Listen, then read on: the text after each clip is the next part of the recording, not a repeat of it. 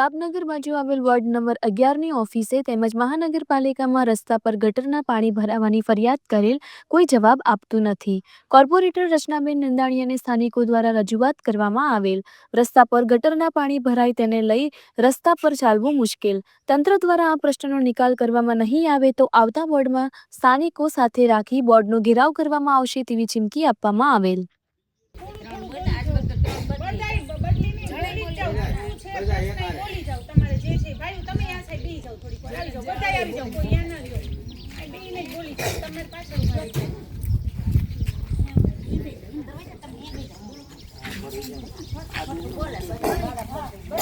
હું ward number 4 ની corporator રચના madam Nandaniya. હજી મને હલનચલન કરવાની મનાઈ છે કારણ કે પગમાં સોજો છે અને ગુલાબી પાટો મેં હમણાં કાઢ્યો કારણ કે આ કાદો કીચડ એવો છે કે મને બીક લાગી કે આમાં પાટો બગડી જશે તો એટલે જો આ સોજો છે નીચે પગ માંડવાની મનાઈ છે. પણ 11 નંબરના વોર્ડમાં જ્યારે ભાજપના 4 કોર્પોરેટર હોય અને એમાંથી એક કોર્પોરેટર કમિટીમાં બેઠો હોય અને છતાંય વોર્ડ નંબર 11માં જો આ પ્રશ્ન સોલ્વ કરવા માટે એમ કહેતા હોય કે 6 મહિના થઈ જશે તો બહુ શરમજનક વાત કહેવાય. અને એ વોર્ડ નંબર 11ના ગુલાબનગરવાળા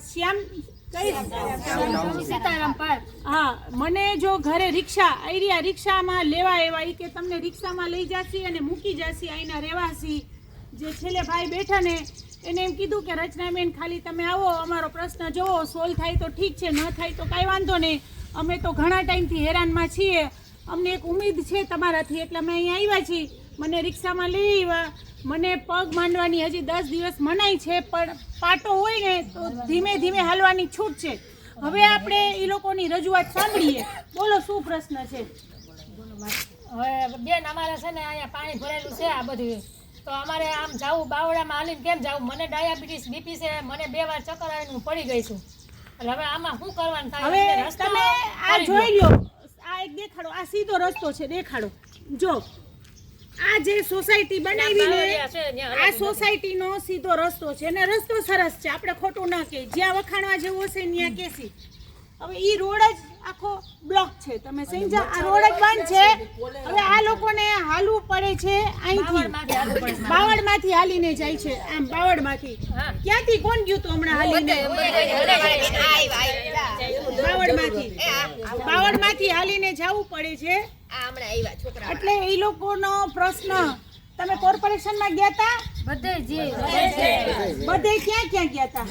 એની ઓફિસ છે ને ધારી કોર્પોરેશનની, અહીંયા ફરિયાદ 10 વાર લખાવી છે. કોર્પોરેટરને કીધું, લાલ બંગલે શું કીધું તમને? 6 મહિના પછી થાય જઈ આવે છે, એમાં ના નથી. અમે જ્યારે પ્રશ્ન કરી કે અમારા આ પ્રશ્ન છે તમે હલ કરો તો આવે છે, પણ પાણી ખેંચી વહી જાય છે એટલે પાછો આના પ્રશ્ન અમારો ઊભો રહે છે. એટલે એમને ઘડી પાણી ભરાવાનું શું રીઝન કીધું? ઈ એમ કહે છે કે આગળથી બંધ છે એટલે પાઇપલાઇન તૂટી ગઈ છે. 6 મહિના પછી થાય. 11 ફૂટ ઊંડી પાઇપલાઇન છે એમ કહે છે. આ 2 વર્ષથી આખો આગળ તમે જઈને જોઈ આવ્યા કે રિપેરિંગ કામ ચાલુ છે? એને અમને સતવારા સમાજે કીધું, અમે 3 વાર ગયા, અહીંયા કોઈ કામ ચાલુ નથી. કામ ચાલુ નથી. હવે આ લોકોનો પ્રશ્ન સોલ્વ કરવા માટે એ લોકો અહીંની વોર્ડ ઓફિસ હોય વોર્ડ નંબર 11ની ત્યાં રજૂઆત કરી આવ્યા.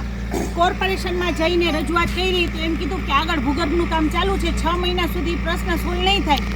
આવું કોર્પોરેશનમાં ક્યાં કહેવાનું હોય કે પ્રશ્ન સોલ્વ નહીં થાય? અને આવા કાદા કિચડમાં કેમ રહેવું? એને કહે તમે જેટલા અધિકારીઓ છો તમારા બાયડી છોકરા રહેશે? એને કહે તમે હાઈફાઈ એરિયામાં પગાર, એક તો તમે પગાર લ્યો, ઉપરથી કોર્પોરેશનવાળા બધા સિનિયરથી માંડીને જુનિયર બધા ભ્રષ્ટાચાર કરે અને આવા કાદા કિચડમાં તમે અમને રહેવાનું કહો છો? તમે ટેક્સને વેરો ભરો છો તો કઈ રીતે તમે અમને આવી ગંદકીમાં રાખી શકો? તમારામાં તેવડ ન હોય તો લેખિતમાં ના પાડી દો. અને આનો આજની તારીખમાં તમારી પાસે 2 દિવસની મુદત છે. આજે સફાઈ થવી જોઈએ અને 2 દિવસની અંદર પરમેનન્ટ સોલ્યુશન ન આવ્યું ને તો સમજી લેજો કે આ બધા લોકો તમે લાલ બંગલે બોર્ડમાં બજેટનો બોર્ડ હશે તેથી આવશો ને? લાલ બંગલે આવશો ને બજેટના બોર્ડમાં બારે જઈને જ બેસજો કે અમે ટેક્સ ભરીએ છીએ, વેરો ભરીએ છીએ. આ બોર્ડમાં તમે બોલી છીએ તો બોલવા નથી દેતા, બોર્ડ પૂરો કરી ગયો છો. અમે લાલ બંગલે આવી છીએ તો અમને જવાબ નથી દેતા. એટલે બજેટનો બોર્ડ હાલવા ના દેતા. તમે સમજો, તમે 2 ઘરવાળા બાજુ હોય, ઓલો બાજુવાળો તમને 6 મહિનાથી ઝાપટું મારે તો તો તમે જાકટું સહન કરો કે પછી એક ઉપાડીને દઈ દો? તો હવે આપણો પ્રશ્ન 6 મહિનાથી સોલ્વ નથી થતો, તો આપણે કોઈને ઉપાડીને દેવાની વાત નથી થતી. એક દાખલો દીધો કે હવે એને જવાબ દેવો પડશે, અને એ જવાબ તમે બજેટના બોર્ડમાં આવશો ને તો જ તમારો પ્રશ્ન સોલ્વ થશે, નતર સોલ્વ નહીં થાય. સમજાય છે? આવશો ને બધે બજેટના બોર્ડમાં. આ બધી બહેનો અહીંયા બેઠી છે, પલોઠી વાળીને ધરણા કાઢીને બેઠી છે. અમે અત્યારે કોર્પોરેશનમાં ફોન કર્યો છે, અમારા કોઈ સાંજ સુધીના ધરણા નથી. આજે અમે 1 કલાક કે 2 કલાક બેસી, એન્જિનિયર આવશે એટલે અમે તમને ફોટા વિડીયો મોકલશું. અમારો પ્રશ્ન સોલ્વ થવો જોઈએ, પરમાનન્ટ સોલ્વ થવો જોઈએ. 2 દિનની અંદર અમને લેખિતમાં જવાબ દઈ દેવાનો. લેખિતમાં જવાબ કે લેખિતમાં કહી દઈને કે તમારું આ 2-3 દિવસની અંદર કામ થઈ જશે તો ઠીક છે, કોઈ નહીં આવે. અને જો લેખિતમાં નહીં દીધું ને તો બધાય તમે 18 તારીખે સવારના 10 વાગ્યામાં લાલ બંગલે આવી જાજો. કેદી? 18 તારીખ સવારે લાલ બંગલે. કારણ કે 6 મહિનાથી હેરાન થતા હોય ને તો તમારું 2 વર્ષથી સાંભળો, મને 6 મહિનાની ખબર હતી, 2 વર્ષથી હેરાન થાય છે. સફાઈ કામ થયું જ નથી. હવે હું તમારી વાત વારવાઈ નથી આવતા. કોઈ નથી આવતા. 2 મહિને 3 મહિને એકવાર જ આવે છે. વાળવાઈ નથી આવતા. ગાડી નથી આવતી. કચરાની ગાડી નથી આવતી. ગાડી રોજ આવે છે, ગાડી રોજ આવે છે. આવે છે પણ શેરીમાં ન આવે. હા એટલે હા ઊભી રહી ને. 5 મિનિટમાં આવી જાય. હા ઈ તો હમણાં નવી ફાડાવી છે. પણ અત્યારે આપણો પ્રશ્ન ભૂગર્ભ અને વાળવાનો છે, બરાબર?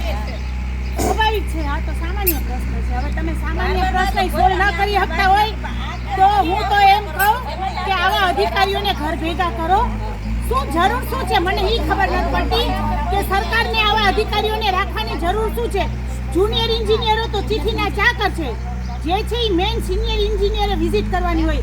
સાલાવ 1 દિવસે સાઇડ વિઝિટ નથી કરતા. 2 વર્ષ સુધી માણસોના પ્રશ્ન છે અને સિનિયર એન્જિનિયરો ભૂગર્ભના સાઇડ વિઝિટ નથી કરતા તો તમને 2.5 લાખ પગાર એનો મળે છે અને ઉપરથી કમિશન ખાવ છો. શરમ કરો. સિનિયર એન્જિનિયરોની વાત કરું છું હું કે જો ભૂગર્ભમાં બેઠા બેઠા રાજ કરે છે 2 વર્ષથી અને એમાં ફેરવાઈ ગયા 2 વર્ષમાં તો અલગ થઈ ગયા. એમાં એક તો બધું જામનગરનું પતન કરી અને બધી નોકરી મૂકી અને રાજકોટ પોતાની પ્રાઇવેટ કંપની ચાલુ કરી નાખી એક ભૂગર્ભના એન્જિનિયરે. એટલે શું આવી રીતે બધા કરી અને આપણે હેરાન કરીને લૂંટીને વયા જાય તો શું જામનગર લૂંટવા માટે છે? કમિશનરો આવીને જામનગરને લૂંટીને વયા જાય. બધા એન્જિનિયરો આવીને એને ખબર પડે કે હવે મારી પોલ ચતી થાય એટલે એક ભૂગર્ભના એન્જિનિયરે તો નોકરી મૂકીને રાજકોટમાં પોતાની નોખી ફેક્ટરી ચાલુ કરી દીધી. તો આ શું છે? હું તો સરકારને પણ કહું છું કે સરકારમાં બેસેલા જો પોઝિટિવ માણસો હોય તો અમારા વિડીયો સાંભળતા હોય તો તમે આ પ્રશ્ન સોલ્વ કરો. કેમ તમે આવા અધિકારીઓથી બીવો છો? એ અધિકારીઓ તમને 5-25 હજાર રૂપિયા આપે છે તો જ તમે બીતાવો, તો જ આવા લોકોને સસ્પેન્ડ ન કરતા હોય. નહીં તો આ પ્રશ્ન 2 વર્ષની અંદરના 2 વર્ષના પ્રશ્ન છે કાંઈ નહીં. ખાલી આ ભૂગર્ભનું સોલ્યુશન કાઢવાનું. જો તો ખરી આ રોડ ઉપરથી હાલવું કેમ? આ હાલે કેમ? અને અહીંયા વાળવાવાળા ના આવે અને આ પબ્લિક કઈ મને ઓળખો જ તમે? નહીં ને.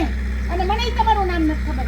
મને ઓલા એક ભાઈ છેલ્લે બેઠા એ ઓળખે છે, અમારા જૂના પાડોશી હતા. એને ખબર પડી કે રચનાબેનને લઈને જાવ, બિચારા રિક્ષામાં લેવા આવ્યા એટલે હું આવી. બાકી હું નિસ્વાર્થ આવી, મારે કઈ ચૂંટણી લડવી નથી, બરાબર ને?